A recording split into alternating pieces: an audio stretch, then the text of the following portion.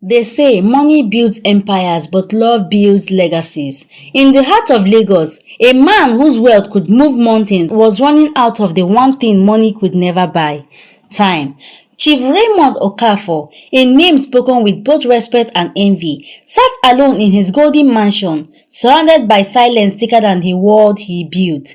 His company, Raymond Group Holdings, had everything, yet his heart carried a secret weight.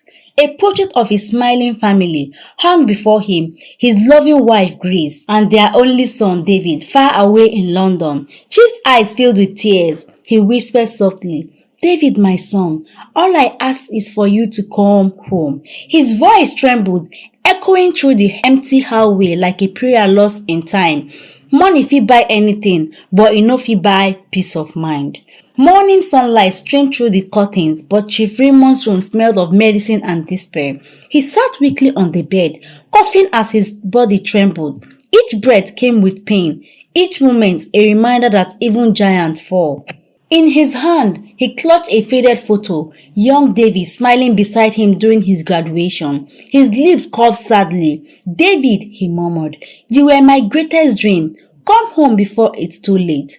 Lady Grace entered quietly, carrying a tray of herbal tea. Her eyes betrayed sleepless nights. "Raymond, please drink something." He smiled faintly. "Grace, you have always been my strength. Now woman wey stand with you for dark days be true wife."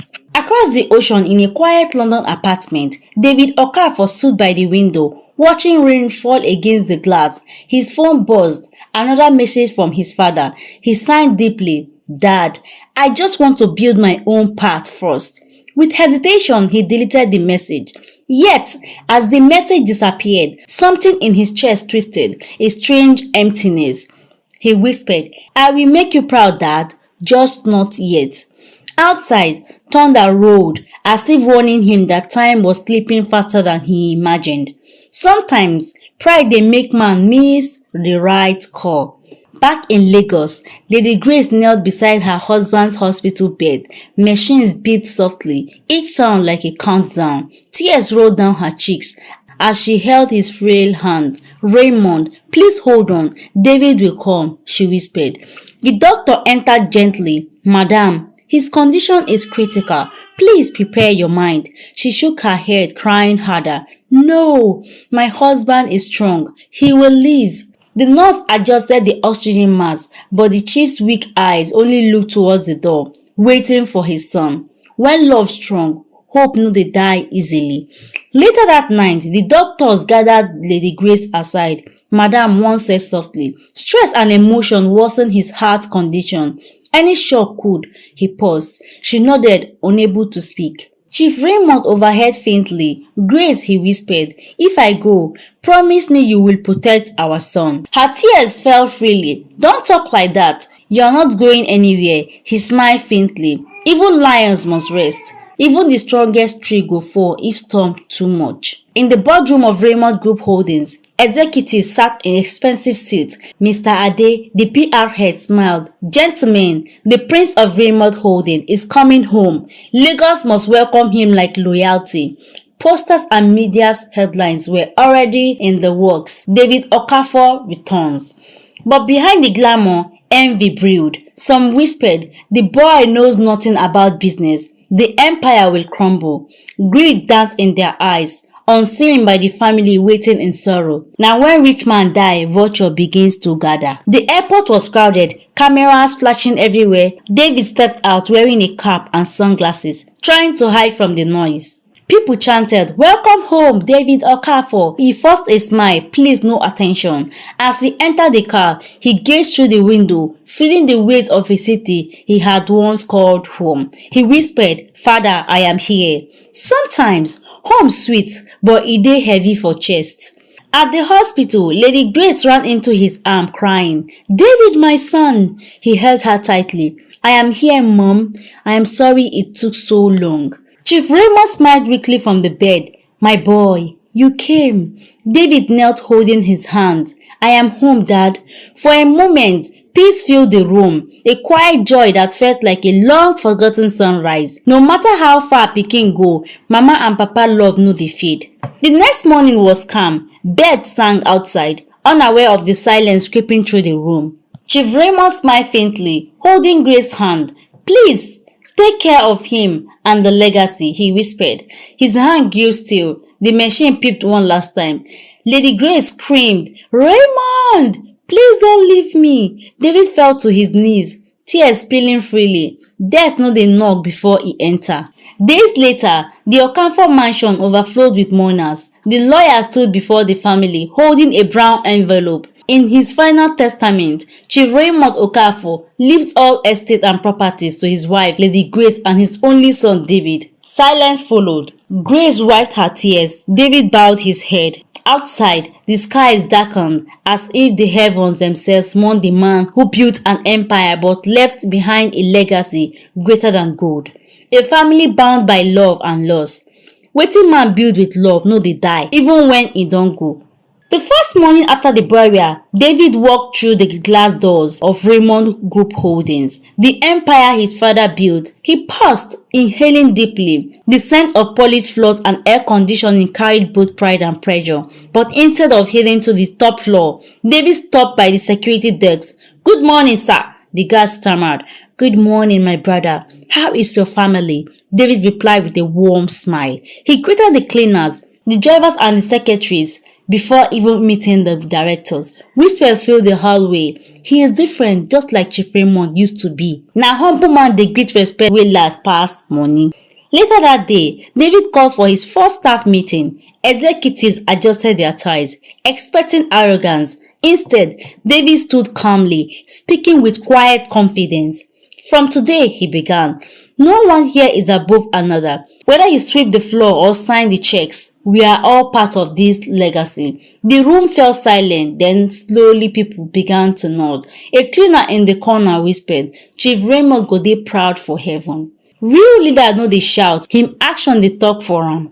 Days later, David left the office quietly. No escort, no flashing cars. He visited the Hope Orphanage, a place his father once supported. The matron, surprised, asked, "Sir, should we announce your visit?" He shook his head. "Please don't. Let this stay between us." He donated funds anonymously, repairing the leaking roofs and buying food to the children. As he left, one child ran after him, handing him a small paper flower. "Uncle, thank you." David smiled, heart swelling. "You are welcome, my little sir." Later that night, news spread anyway. Anonymous billionaire Heir helps orphan. The world began to see a new kind of wealth. Good hearts no need camera to shine. In her luxury penthouse, Minister Evelyn Adams scrolled through her phone with her daughter Trisha. They stopped on a news article showing David's photo. Sleeves rolled, smiled as he helped orphans.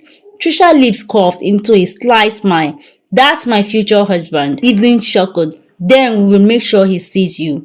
Their laughter carried a dangerous tone, not of love, but of ambition. No be every smile dey come from clean hearts. At breakfast, Lady Grace sat across her son. "David," she said gently, "you are the head of this empire now. It is time to find a wife, someone who will stand by you." He smiled faintly, sipping his tea. "Not yet, Mom. Let me make my own name first." She sighed, glancing at the large portrait of Chief Raymond on the wall. "Just promise me you won't let loneliness become your weakness." David smiled. "I promise, Mom." Mama advice is sweet, but na pikin go choose im own road. Weeks later, Lady Grace attended the end-of-year party hosted by Minister Evelyn. David joined reluctantly, dressed in a simple black tuxedo, unlike the glittering crowd around him. Lady Grace smiled, introducing him.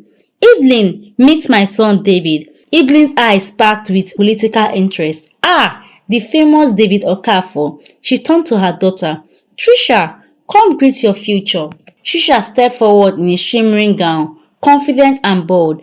David offered a polite handshake. "Nice to meet you." Fine face no mean fine heart. As the music played, Trisha twirled for attention, snapping selfies and live streaming the event. David stood at a distance, sipping juice quietly, feeling out of the place. She laughed loudly, posing beside him. "Smile for my followers, Mr. Billionaire." He forced a brief grin, whispering to himself, "This isn't me." People around murmured, "She is too loud for him." But Minister Evelyn only smiled smugly. Her plan was working. Now it's not the main class. The next morning, social media exploded on Trisha's page. The future Mrs. Okafor, followed by pictures of her leaning close to David. Comments flooded in. "Congratulations, perfect match." David stared at the post shocked. "Mom," he signed, "I barely know her." Lady Grace frowned. These people will not rest until they claim what isn't theirs. Wetin social media join, na wahala go scatter am. A few days later, David attended a charity event in the suburbs. The sun burned softly as he walked past a small roadside akara stand. There, a young woman, Adaeze, fried akara beside her smiling mother. David watched as Adaeze handed food to a beggar without asking for payment. Her kindness dismayed him. "How much for one?" he asked. She smiled. "For you, Oga, na 15 naira. But if na free you wan chop, no wahala." They both laughed. As he bit into the hot akara, his heart felt something he hadn't in years. Peace. Na simple heart dey give true joy. That night, David lay in bed staring at the ceiling, the city light flickering through the blinds. He tried to focus on work, but Adaeze's laughter echoed in his mind. He remembered the way she spoke with warmth, without fear or formality. He smiled to himself. Why does that smile stay in my mind? He turned restlessly, heart beating fast than usual. In that moment, he didn't know fate has already planted the seed that would change his life forever. Love no dey knock before he enter heart. David returned to the akara stand, this time wearing a cap and plain clothes, trying to blend in. Adaeze spotted him immediately, raising an eyebrow. "Oga, this time no free akara," she teased. He laughed softly, feeling warmth in the simplicity of the moment. "Not today," he said, handing her money, "but I do appreciate the hospitality." For the first time, David felt that wealth could never buy the ease and authenticity of a simple life. Her laughter echoed in his heart, and he realized he wanted more than just a passing smile from this humble girl. Na simple heart dey always catch attention pass fine dress.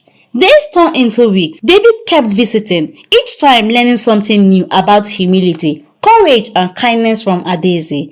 They walked through the busy Lagos streets together, shared meals at roadside stands and laughed about tribal things, moments David never knew he was missing. Adaeze's soft-spoken words taught him patience. Her resilience in his small daily struggles reminded him that true strength often hides behind quiet lives. Person wey humble, e no dey fear anybody. Not long after Trisha spotted David laughing with Adaeze at a local market, her eyes narrowed and a spark of jealousy fled. "How dare she? Who is she to take my future?" she hissed to her mother Evelyn. Trisha's arrogance could not handle the simplicity and authenticity that Adaeze represented.